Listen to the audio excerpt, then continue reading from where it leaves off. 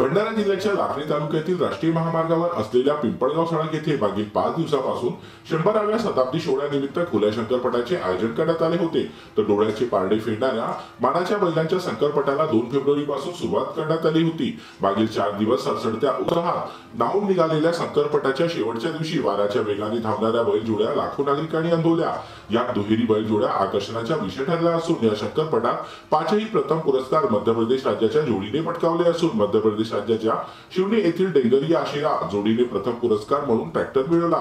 तर बाकीच्या 4 बैलजोड्यांना बुलेट गाड्यांचे वाटप काँग्रेस प्रदेश अध्यक्ष नाना पटोले यांच्या हस्ते करण्यात आले आहे। काय सांगाल शंकरपटानिमित्त?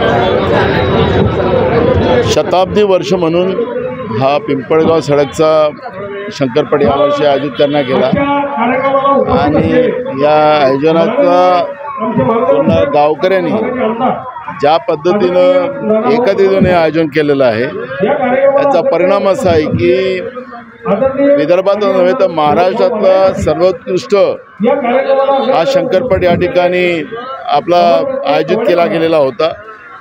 या निमित्तानं कृषी मेळावा पण शेतकऱ्यांच्या जीवनामध्ये नवीन यांत्रिकी माहिती त्यांना मिळावी, त्याच्या शेती उत्पन्नामध्ये दुपटीनं त्याच्यामध्ये वाढ व्हावी आणि पशुसंवर्धनाच्या बाबत त्यांची जनजागृती निर्माण करणं, चांगल्या जातीच्या गायी किंवा म्हशी दूध दुभते त्यांना उपलब्ध करून देता यावे अशा पद्धतीचं एक भव्य आयोजन या ठिकाणी केलं गेलं। लाखो लोकांनी त्याचा फायदा घेतलेला आहे।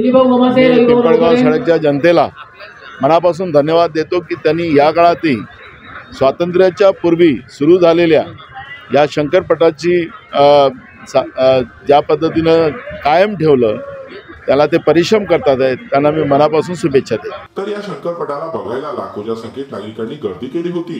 तर लोकांना घरी बसून देखील शंकरपट पाहता यावे यासाठी थेट लाईव्ह प्रक्षेपणाची सोय शंकरपट समितीने पहिल्यांदा केली होती। हे विशेष।